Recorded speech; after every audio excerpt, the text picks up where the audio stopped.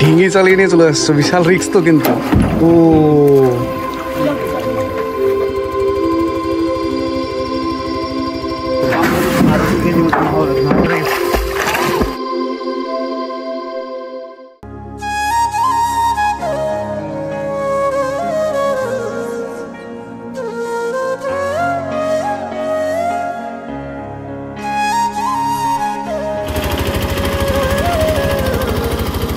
বর্ষার মৌসুমে পদ্মা নদী মেতে উঠেছে তার উত্তল ঢেউয়ে। ভারত বাংলাদেশ সীমান্তবর্তী পদ্মা নদীর চর প্রত্যেক ঋতুতে নতুন নতুন রূপে সেজে ওঠে। নির্মল চরের কিনারে পদ্মার দুর্গম পথ আজ ভরা জলে থই থই করছে।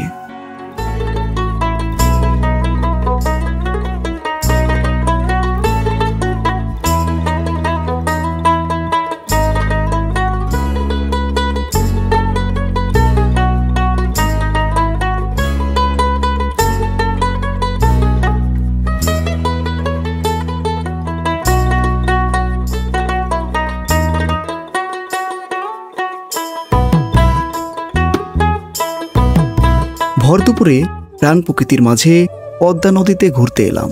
আজ আমি এই উত্তল ঢেউয়ে নৌকোতে করে ঘুরে দেখাবো প্রাকৃতিক সৌন্দর্য। সো এখন আমি নৌকোয় চাপবো, সো সঙ্গে থাকুন। তো আমি কিন্তু একদম বাংলাদেশের সীমান্তে আছি, ওই পারে বাংলাদেশ দেখা যাচ্ছে, এখন আমি এই পারে আছি। প্রচণ্ড আওয়াজ হচ্ছে মেশিনের, তো জানি না সাউন্ড কোয়ালিটি ক্যাপচার করতে পারছে কিনা। আমার মনে হয় যে সাউন্ড ক্যাপচার করে নেবে, যেহেতু আমি ল্যাবের মাইক ইউজ করছি। আমি কিন্তু এখন আসি যে জায়গাটা, সেখানে কিন্তু জমিতে আওয়াজ হয়, বাট এখন কিন্তু বোঝা যাচ্ছে যে কী পরিমাণ জলে ভরা হয়ে গেছে। এক সময় এসেছিলাম এবং দেখিয়েছিলাম যে এই জায়গাটা কতটা চর ছিল, পদ্মা চরে ভরা ছিল এবং পুরো শুকনো ছিল।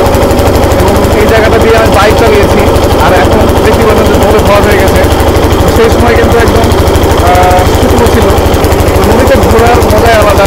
তো আজকে আমি ফার্স্ট টাইম নৌকাতে উঠে পড়েছি, আর নৌকাতে উঠেই কিন্তু ছুটেছি নদীর মাছ বরাবর। জানি না কত যাবো, তো দেখা যাক কত যাওয়া যায়।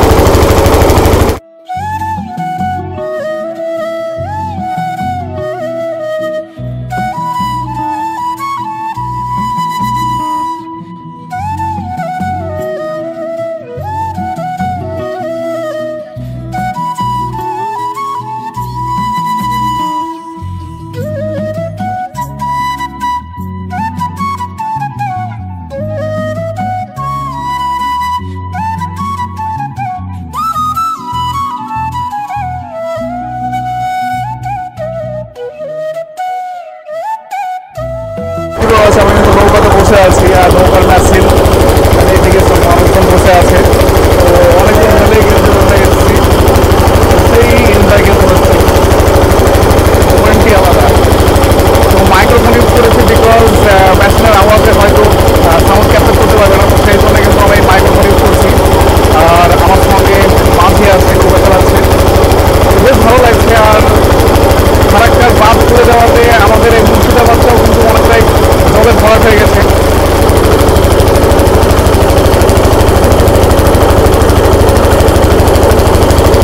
কি একটা আটকে গেছে।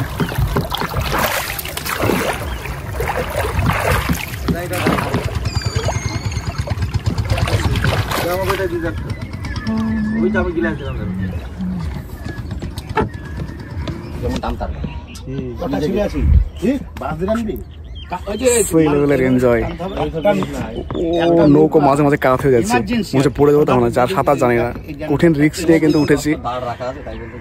তো দাদারা বসে আছে, তাদের সঙ্গে উঠলাম, এনজয় করছি। নদীর জল কিন্তু প্রচন্ড ঘোলা, ওইদিকে সব ট্রাক্টরে করে পাড় ছাড়িয়ে নিয়ে যাচ্ছে, অসম্ভব সুন্দর লাগছে। এটা আমাদের তাপস মন্ডল বাবু, ওই যেদিন করে চলে আসবা রান্না বান্না সব হয়ে যাবে, ভাড়া নিয়ে কোনো চাপ নাই। এখান থেকে পদ্মার থেকে স্টার্ট মারবো, পুরো আখরিগঞ্জ চলে যাবো, ভগবানগোলা। আবার ব্যাক চলে আমাদের নৌকোর তেল শেষ।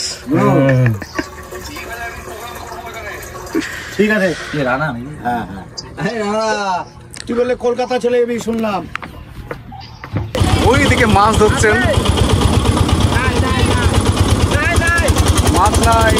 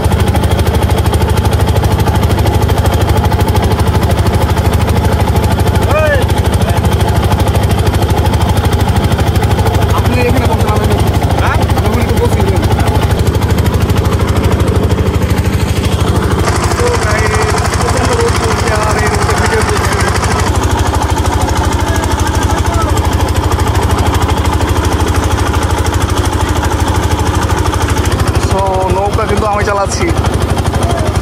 আরে এই হ্যান্ডসাম ছেলেটা আমার রোদ পোয়াছে তো। আরে ও তো রোদ নেওয়ার জন্য ওখানে বসে আছে, রোদ নিবে ছবি তুলবে।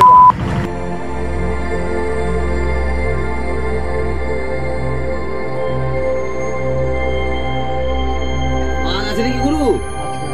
সাইজের মাছ। গলিয়ে দাও মাছটা ভিডিও বানাবে দাদা একটা। মাথা নিয়ে আসেন, এটা দেখছি। মাছ দেখা যাবে না। আচ্ছা এই কত নেবে? 180 টাকা। মাছটা দেখিয়ে দিন। এই বন্ধু আমার মাছ মারে। এদিকে লিয়ে দিলি ভিডিও। Heavy taste. তুলো এইগুলো ব্লক না করলে। এই তো মাছ ধরেছে মনে হচ্ছে। তুই আমাকে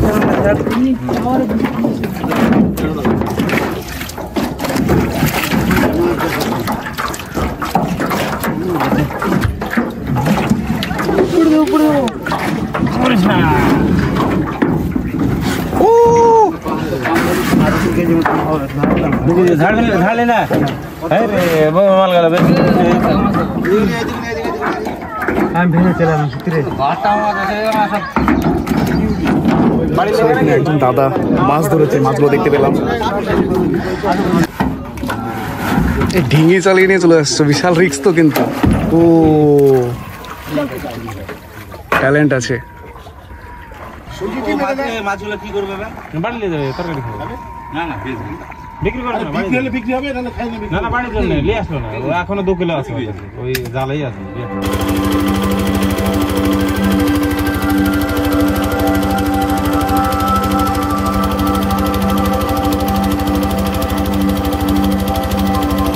নৌকোয় উঠে ভাসমান জলে ছুটছি এদিক ওদিক, আর ওই দূরেই দেখতে পারছি বাংলাদেশের রাজশাহীর উঁচু উঁচু দালানগুলো।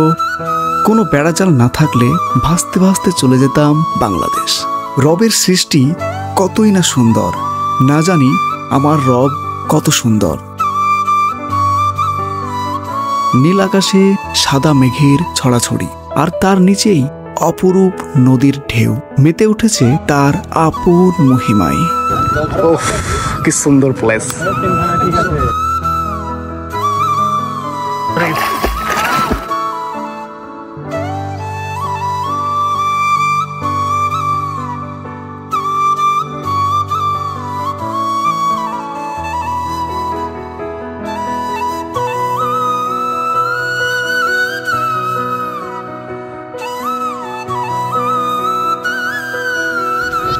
মাছটা তোমার মোটামুটি ধরলে 10 ফুট হবে। আবার দাও। 10 ফুট ধর। কতটা গভীর দেখুন, 10 ফুট জলের গভীরতা দেখুন। 10 ফুট তার মানে 70 ফুট। আরো যাবে, আরো যাবে। ওই জায়গায় না, ওই জায়গায় দেখা মাত্র এই 10 ফুট বাস আরো আরো যাবে। এরকম হচ্ছে খালি বুঝলি, বলছে খাবে খাবে না না। ও বাসটা অনেকটা বড় কিন্তু। বাসটা বলো 10 ফুট ফুট 10 ফিটের, তাই তো?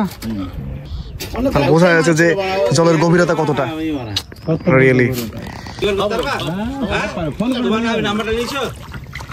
সামনেই বাংলাদেশ, দেখুন কি স্পষ্ট ক্লিয়ার দেখা যাচ্ছে বাংলাদেশকে, পুরো স্পষ্ট দেখা যাচ্ছে বাংলাদেশ। ওই দূরেই বাংলাদেশ, আর আমি ভারতের নদীতে। স্পষ্ট ক্লিয়ার দেখা যাচ্ছে বিল্ডিং গুলো। বিশ্বাস করি না, 76 79 আপনার সাঁতার হবে, আপনি তাড়া পাবেন না। হ্যাঁ ঠিকই আছে।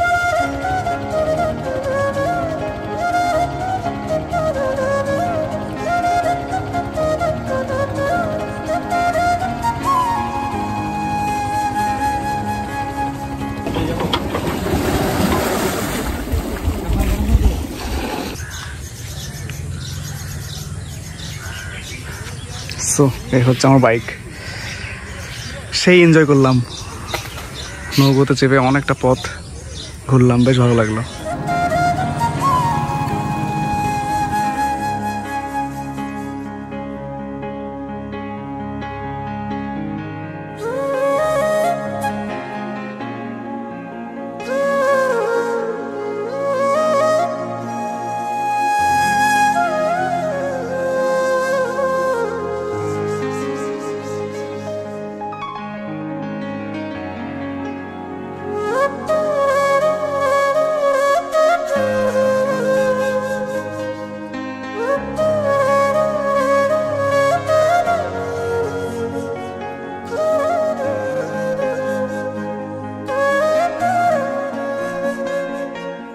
নির্মলচর থেকে বাড়ি ফেরার পথে চর মাঝারদিয়ারের বিকেলের কিছু মুহূর্ত।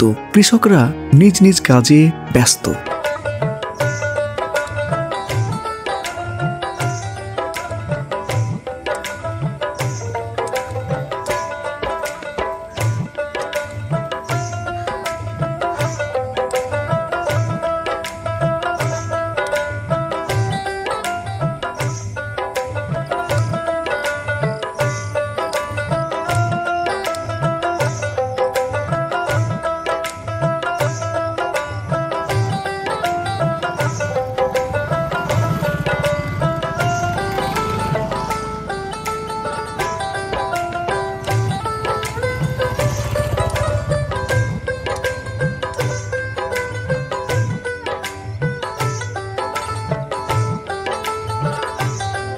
আমি এই সরু রাস্তা দিয়ে বাইক নিয়ে ঘুরছি চর মাঝারদিয়ারে।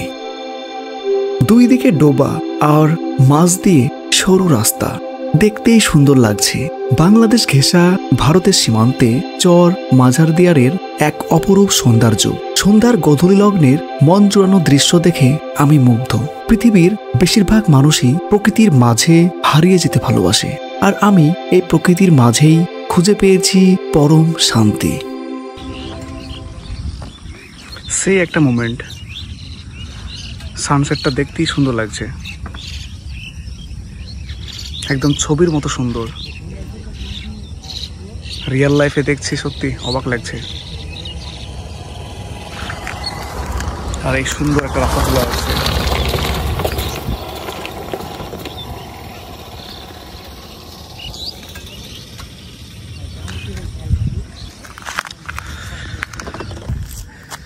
দর্শক বন্ধুরা, দেখতে পাওয়া যাচ্ছে যে আমার পেছনে সূর্যাস্তের চরম এক মুহূর্ত। তো সানসেটটা দেখতে বেশ সুন্দর লাগছে। ওয়াও, क्या সিন! এখানে বাইকটা রেখেছি, সুন্দর একটা রাস্তা চলে যাচ্ছে, সরু রাস্তা, দুই দিকে কিন্তু জলে ভর্তি, অসম্ভব সুন্দর লাগছে।